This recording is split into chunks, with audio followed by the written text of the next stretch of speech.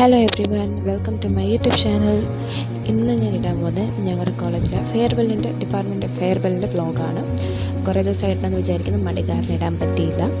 അന്ന് ഫെയർവെല്ലിന് വരാൻ പറ്റാത്ത കുറേ ഫ്രണ്ട്സുണ്ട്. സോ അവർക്കെല്ലാവർക്കും കാണാനായിട്ടും ഒരു മെമ്മറിക്ക് വേണ്ടിയാണ് ഈ വ്ളോഗ് ഇടുന്നത്. So let's jump into the video.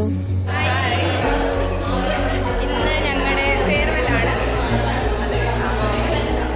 ഉച്ചകഴിഞ്ഞാണ് കളറാക്കാനാണ് ഞങ്ങൾ പ്ലാൻ. അപ്പോൾ വെയിറ്റ് ചെയ്ത് കാണുക.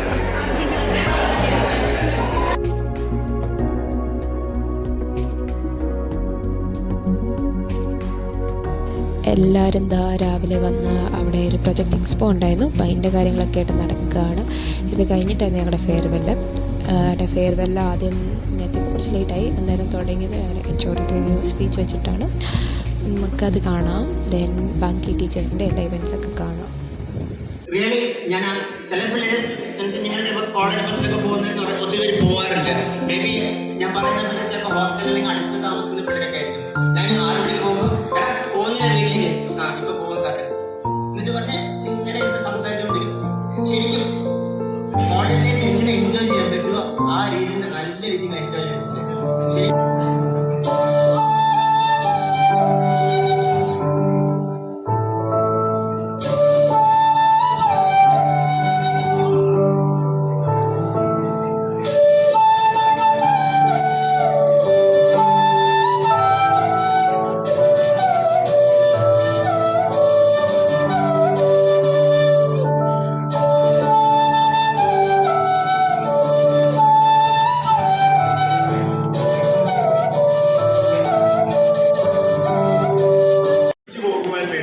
CSAയുടെ ഫാക്കൽറ്റീസിനെ സ്റ്റേജിലേക്ക് ക്ഷണിക്കുന്നു.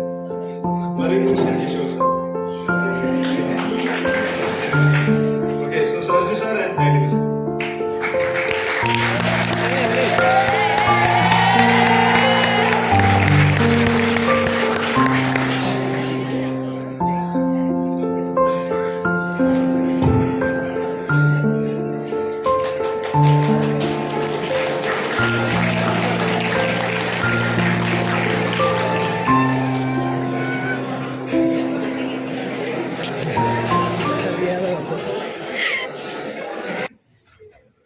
ആദ്യം എനിക്ക് ഫുൾ ടൈം ഒന്ന് അഡ്വൈസറായിട്ട് കിട്ടിയ ഒരു ബാച്ച് എന്ന് പറയുന്നത് 2016-20 ബാച്ചായിരുന്നു.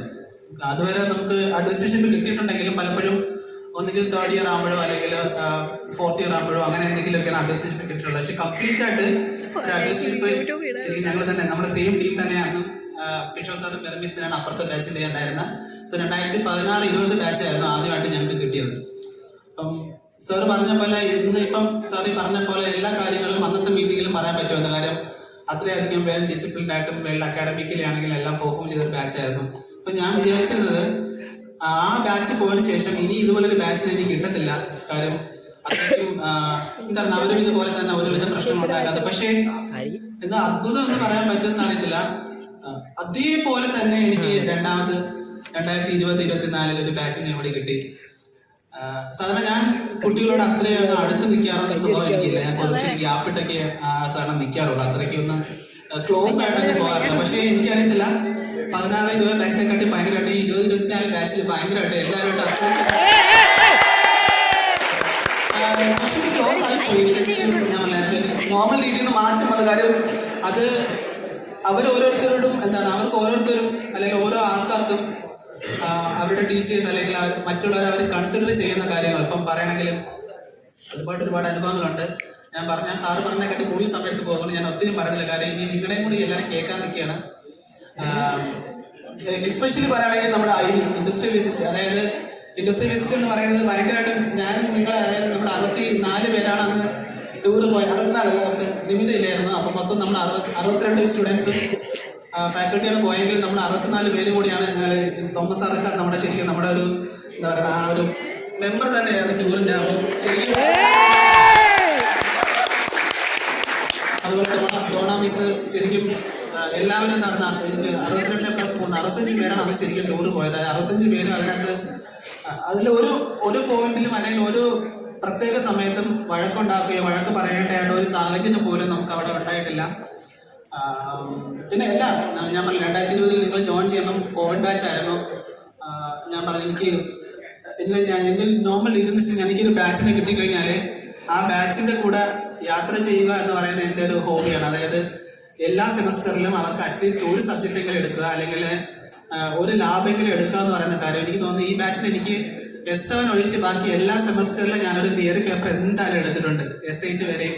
അത് പലപ്പോഴും എനിക്ക് ഇഷ്ടമല്ലാത്ത സബ്ജക്റ്റ് പോലും നിങ്ങളെ പഠിപ്പിക്കാനായിട്ട് വരാനായിട്ട് ഞാൻ എടുത്ത് പഠിച്ചിട്ടുള്ള ഒത്തിരി, എസ്പെഷ്യലി SIT ഡിസ്ട്രിബ്യൂട്ടഡ് കമ്പ്യൂട്ടിംഗ്, ഇതുപോലെ ഒരു വൃത്തികെട്ട സബ്ജക്റ്റ്. അപ്പം അത് ശരിക്കും പറഞ്ഞാൽ ക്ലാസ്സിൽ ഞാൻ S7 ക്ലാസ് എടുത്തില്ല, പക്ഷേ ഈ പ്രോജക്റ്റിന് അല്ലെങ്കിൽ ലാബിൽ വരുമ്പോൾ നമുക്ക് ക്ലാസ്സിൽ വരുന്ന പോലെ അതുപോലെ ഇന്ററാക്ട് ചെയ്യാനുള്ള ഒരു അവസരം കിട്ടുന്നില്ല. അതുകൊണ്ട് തന്നെയാണ് വീണ്ടും ഞാൻ ആദ്യമായിട്ടാണ് SIT ഇതുവരെ പഠിപ്പിച്ചില്ല കേട്ടോ, ഒരു SIT പഠിപ്പിക്കാറില്ല. പക്ഷേ SIT ഇപ്രാവശ്യം എടുത്തു വന്നത് നിങ്ങൾ ലാസ്റ്റ് പോകുമ്പോൾ നിങ്ങളെ അവസാനമായിട്ടൊന്ന് പഠിപ്പിച്ച് വിടണം എന്ന് പറയുന്ന ഒരു ആഗ്രഹം കൊണ്ടാണ് ഇപ്രാവശ്യം SIT പേപ്പർ എടുത്തത്. പിന്നെ ഞാൻ പറയാം, ഒരു ചെറിയ കുരുത്തക്കേടുകൾ നിങ്ങൾ കാണിച്ചിട്ടുണ്ട്. ആ കുരുത്തക്കേടിന്റെ സമയത്തെല്ലാം ഞാൻ വൃത്തിയായിട്ട് ക്ലാസ്സിൽ വന്ന് നല്ലപോലെ തെറിയും പറഞ്ഞിട്ടുണ്ട്.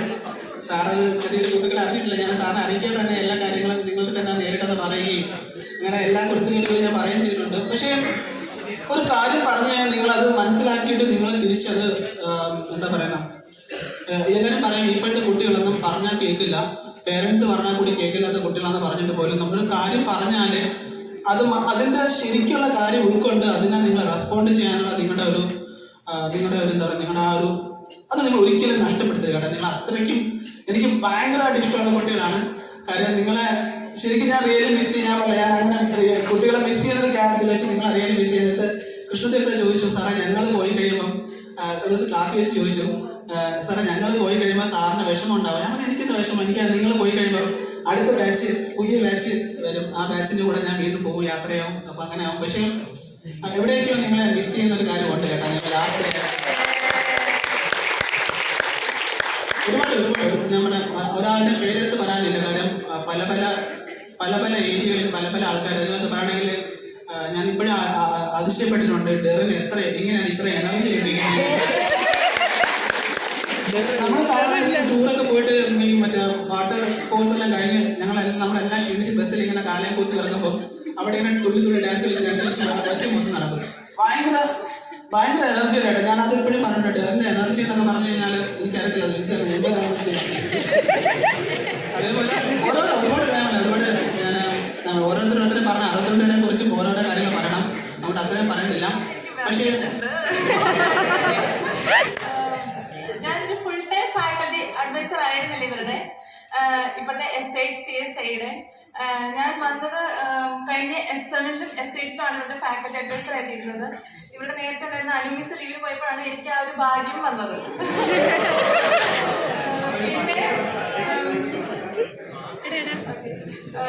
പിന്നെ സാറ് പറയുന്ന പോലെ നിങ്ങൾ പെട്ടെന്ന് ക്ലോസ് ആവുന്ന സ്റ്റുഡൻസ് ആയിരുന്നു.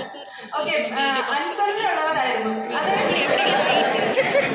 അല്ല, ശരിക്കും പറഞ്ഞാൽ അതല്ല, ഒരു കാര്യം പറഞ്ഞാൽ നമ്മൾ പറയുന്ന കാര്യം ഒരു റെസ്പെക്റ്റോടുകൂടി എടുക്കുന്നവരായിരുന്നു. അങ്ങനെ എനിക്ക് തോന്നിയിട്ടുണ്ട്. ഞാൻ ക്ലാസ്സിൽ പറഞ്ഞിട്ടുമുണ്ട്, പറയാൻ പറ്റുന്ന അവസരങ്ങൾ പറഞ്ഞിട്ടുമുണ്ട്, ഡയറക്റ്റ് ആയിട്ടും ഇൻഡയറക്റ്റ് ആയിട്ടും. അതുപോലെ എനിക്ക് എന്തെങ്കിലും ഒരു ഹെൽപ്പ് വേണ്ടി വന്നാൽ, അതായത് ചിലപ്പോൾ HOD സാറ് പറയുന്നുണ്ടായി ഇത്ര അല്ലെങ്കിൽ ഇന്നൊരു എക്സാമിന് അപ്ലൈ ചെയ്ത പിള്ളേരുടെ ലിസ്റ്റ് എനിക്ക് എടുത്തു തരാമോ എന്ന് ചോദിക്കുകയാണെങ്കിൽ എനിക്ക് സമയമില്ലെങ്കിൽ ഞാൻ ക്ലാസ്സിൽ ആരെങ്കിലും ഏൽപ്പിക്കും.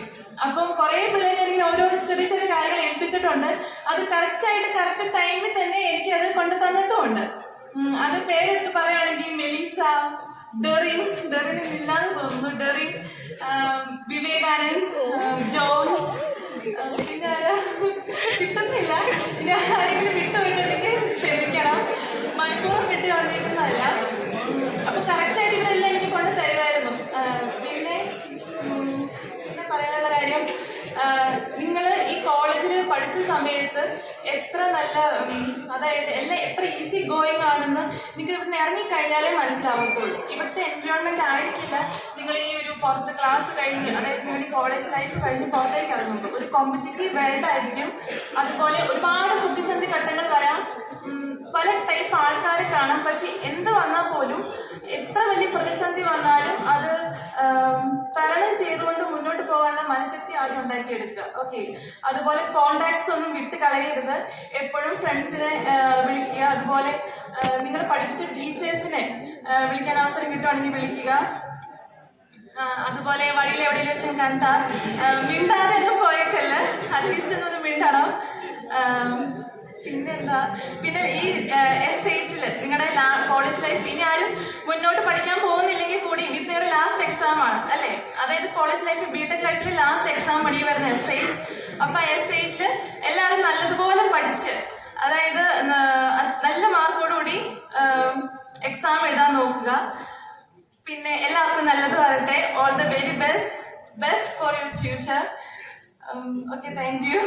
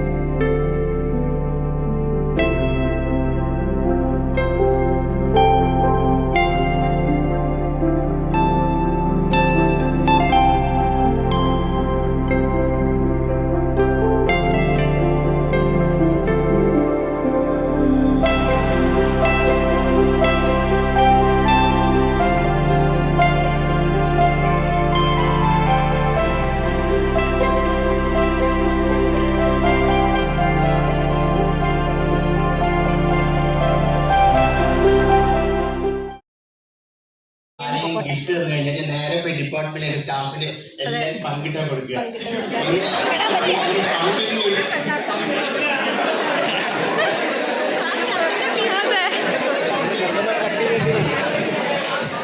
എനിക്ക് ശരിക്കും എന്റെ ഗിഫ്റ്റ് എന്ന് പറയുന്നത് എന്റെ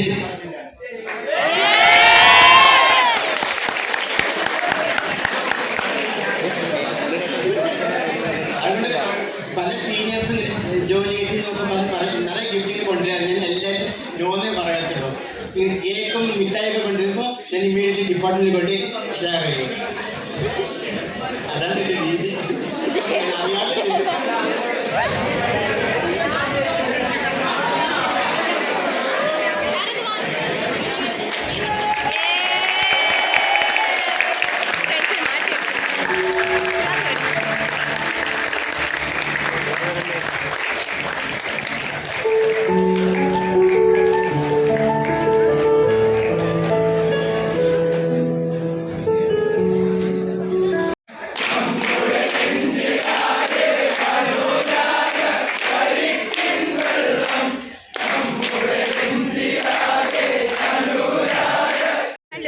നമ്മളെ ഫെയർവെൽ എല്ലാം കഴിഞ്ഞ് വീട്ടിൽ പോവല്ലേ? കാര്യമുണ്ട്.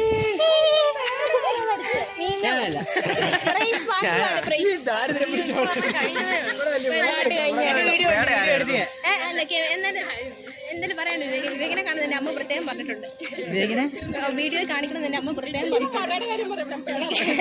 കാണിക്കുന്നത്. എല്ലാരും എന്താ എന്റെ വേറെ ഉണ്ട് ഇവിടെ മഴയുണ്ട്. മഴ കാണാത്തവരുണ്ട്, മഴ കണ്ടോ. ബൈ ഗൈസ്, ഞങ്ങളെല്ലാം അതിന്റെ ചെയ്യാം. ടാറ്റ.